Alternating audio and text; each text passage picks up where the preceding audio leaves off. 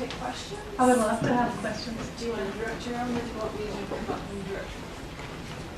Whatever you prefer. You can direct. You do that. Yes, you can direct. Oh, Jeremy. Okay.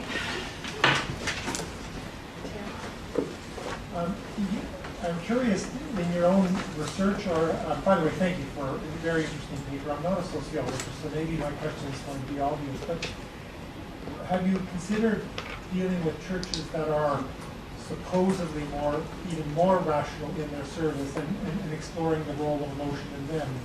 In other words, the two you've presented are still at one point on a spectrum. You could take a much more reserved, or you could take a much more kind of traditional and yet boisterous type of service. So there are other possibilities.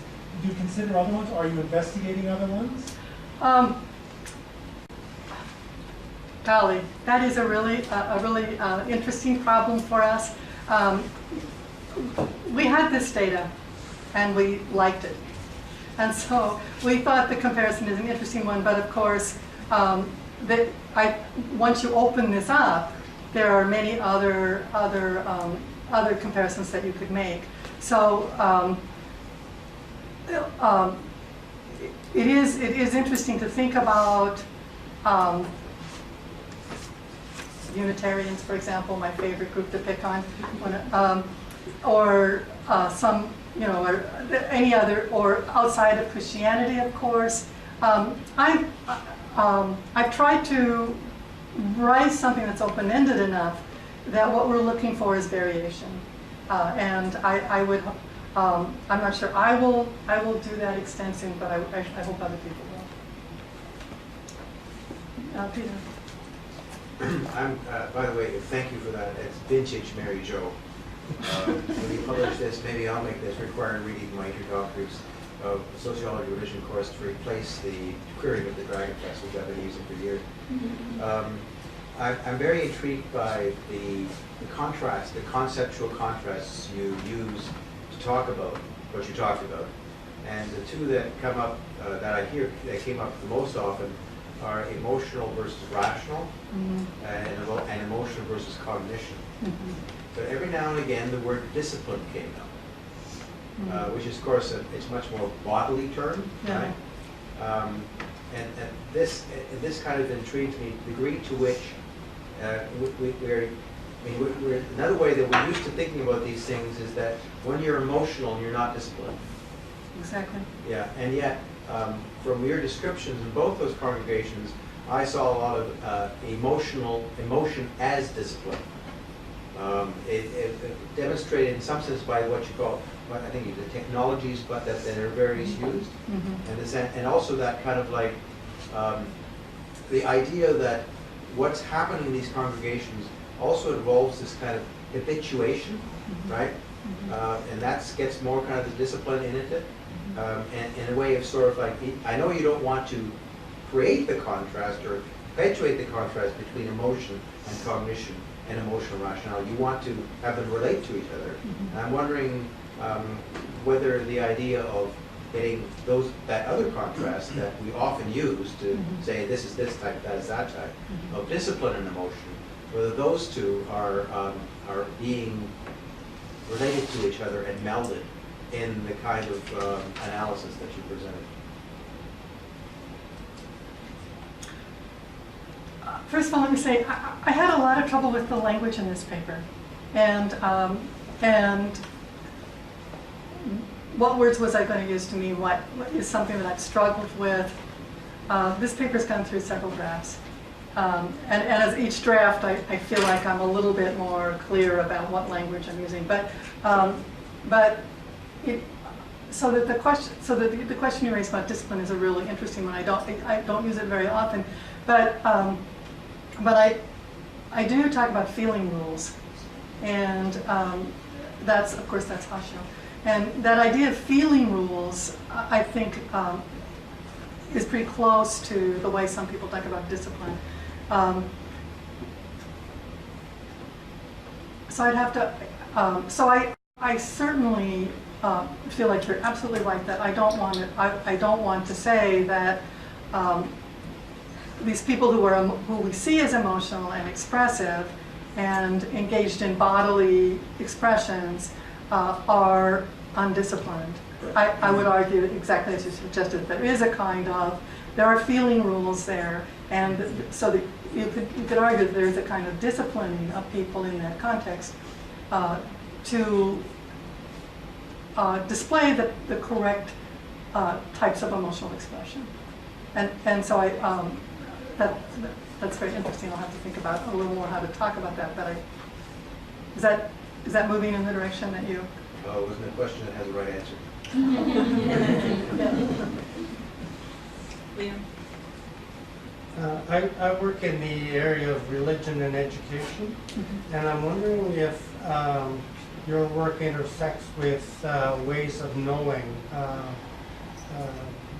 You know, in education, we think in terms of ways of knowing. So emotion can be part of that, and of course cognitive, but kinesthetically, have you? Does that intersect with your work at all, or have you thought about that?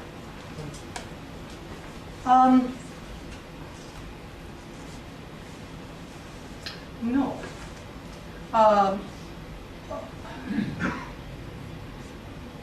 Not the only place that I've come kind of close to that literature is when I talk about the way that faith ministries is gendered feminine. Some of those people are kind of on the edge of that idea of ways of knowing, but that's interesting to think about. I'll have to think about that some more.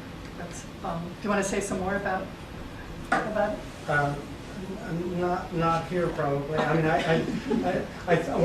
I think about it from the point of view of how some ways of knowing are marginalized in say certain school systems, or Sure. you know, and how and so that's what I think about is what ways of knowing are privileged and which ones are marginalized in serving children. Sure. In learning, and different communities, for example, in a population. I do think that there is a kind of similar problem there in Right. that certain types of expressions are privileged in religious settings, so that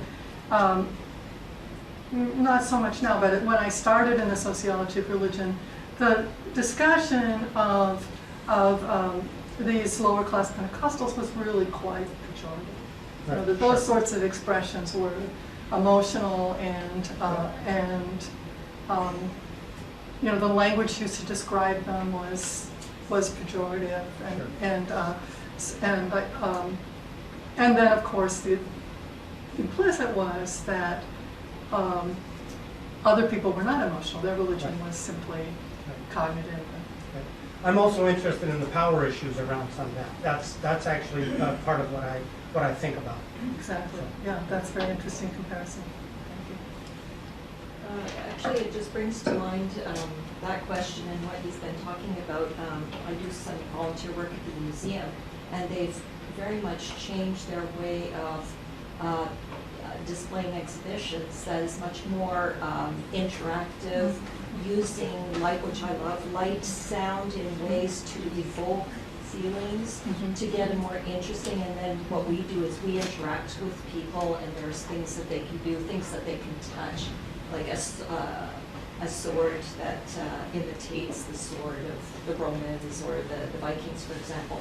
So when you talked about the River Chapel, that made me think that, you know, when you grow up and you go to church and it's just you're being preached at and lectured to and there's no emotional involvement, maybe what they're trying to do is hook into that way of doing that with the technologies of production, with sound, light, that kind of thing, trying to evoke something that traditionally hasn't been there in very mainstream religions. Oh, they're very explicit that that's exactly what they're trying to do.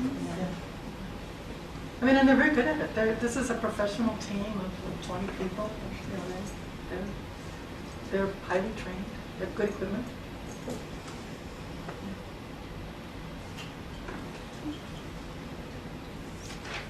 Do you see other sociologists of religion that are showing a trend toward more interest in religion?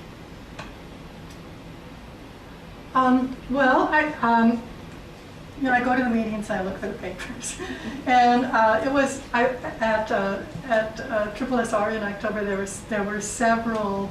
There was maybe 2 panels that talked about sociology of religion, but I have to say that they tended towards the Randall Collins model, which I am not entirely comfortable with this. That the micro, it starts with the micro and it builds up, and then it's very determinative, the model, whereas I see a lot of possibilities for different outcomes at various points, even with this service that is very technologically sophisticated. I don't think that it guarantees that people have the experience, or that if they have the experience, that then they join up and become, committed members and change their life. So now Jim Williman might argue with me about that, but it's a conversation we could have. Other questions? Joe, thank you very much for coming. Well, thank you for being